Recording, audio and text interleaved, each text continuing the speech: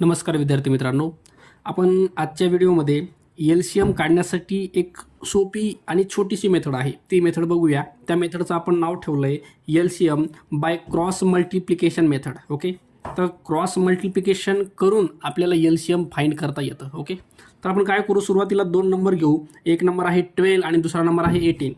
तर ह्या दोन नंबरचं एलसीएम पहिले आपण काढून बघूया काय मिळतं। तर ओके, एलसीएम काढण्यासाठी आपण काय करतो, नंबरचे फॅक्टर काढतो। बघा, ह्यांचे फॅक्टर काढू आपण। 2 ने डिवाइड करा, 2 6 चा 12, 2 9 चा 18। पुन्हा याला 2 ने डिवाइड होतं, 2 3 चा 6, याला डिवाइड झालं नाही त्याला खाली घेता येतं आपल्याला। मग ह्या दोघांना आता 2 ने होणार नाही, 3 ने डिवाइड होतं, 3 ने करा, 3 1 चा 3, 3 3 चा 9। पुन्हा ह्याला 3 ने होतं, 3 1 चा 3, हे 1 खाली येईल। ओके, हे झालं तुमचं कंप्लीट फॅक्टरायझेशन। आता काय करायचे, एलसीएम मध्ये आपण काय करतो, एलसीएम मध्ये आपण हे सर्व फॅक्टर घेतो, 2 2 3 आणि 3।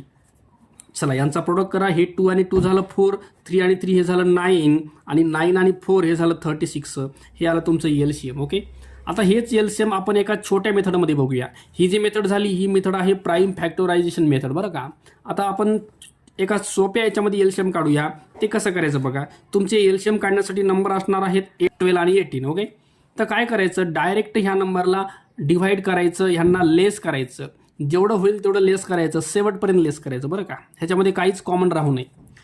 12 आणि 18 ह्या दोघांना पण 6 ने डिवाइड होतं, 6 2 चा 12 आणि 6 3 चा 18, हे झालं तुमचं डिव्हिजन। ओके, ह्याला लेस केलं मी, 6 ने डिवाइड केलं तर 2/3 मिळालं। अजून जर डिवाइड होत असेल तर अजून डिवाइड करा याला, पण 2 आणि 3 दोघं पण प्राईम आहेत, ह्यांना डिवाइड होत नाही। आता काय करायचं, आपल्याला डायरेक्ट क्रॉस प्रोडक्ट करायचा आहे। तुम्ही 12 आणि 3 चा प्रोडक्ट करा किंवा 18 आणि 2 चा प्रोडक्ट करा, तुमचा प्रोडक्ट सारखाच येणार आहे, आणि जो काही प्रोडक्ट येणार आहे ते तुमचं एलसीएम असणार आहे, एलसीएम। ओके, चला 12 आणि 3 चा प्रोडक्ट करा, हे तुमचा येतो 36, किंवा 18 2 चा करा, 18 2 चा पण तुमचा किती येणार आहे, 36च येणार आहे, आणि हे तुमचं एलसीएम तुम्हाला बघा 2 लाईनमध्येच एलसीएम डायरेक्ट मिळून जातं। ओके, आणि ही जी मेथड आहे आपल्याला 2 नंबरवर, इथं आपण 2 नंबरवर वापरली आहे, ही मेथड 3 नंबरवर सुद्धा आपल्याला वापरता येईल। ओके, तर 3 नंबरमध्ये ही मेथड कशी वापरायची ते आपण बघूया। बघा, आपण समजा 3 नंबर घेतले, एक नंबर आहे 20, दुसरा नंबर घेतला 28 आणि तिसरा नंबर आहे 14। ओके, तर पहिले काय करू आपण, हे जे 2 नंबर आहेत 20 आणि 28 या दोघांना लेस करू। चला ह्यांना लेस करून घेऊ आपण। ह्याला आणि ह्याला डिवाइड करण्यासाठी मी 4 ला निवडतो, 4 5 चा 20 आणि 4 7 चा 28। बघा, मी 4 ने डिवाइड केले, 5/7 मिळालं। आता करा यांचा क्रॉस प्रोडक्ट, 7 आणि 20 कोणत्याही दोघांचा प्रोडक्ट करा, 7 आणि 20 चा करा किंवा 28 आणि 5 चा करा, प्रोडक्ट तुमचा तोच येणार आहे। बघा, मी 7 आणि 20 चा करतोय, 7 आणि 20 चा प्रोडक्ट केला तर हा येतो 140। मग आता जो तुमचा तिसरा नंबर आहे का 14, हा राहिला होता, हा नंबर तुम्हाला ठेवायचा ह्याच्या खाली।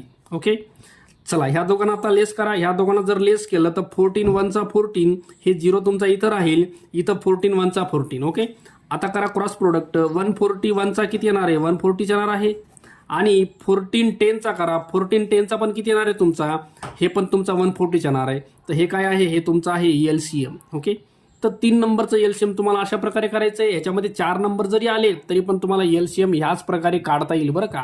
तर ही आहे आपली छोटीशी मेथड, जिचं नाव आपण ठेवलंय LCM by cross multiplication method. Okay,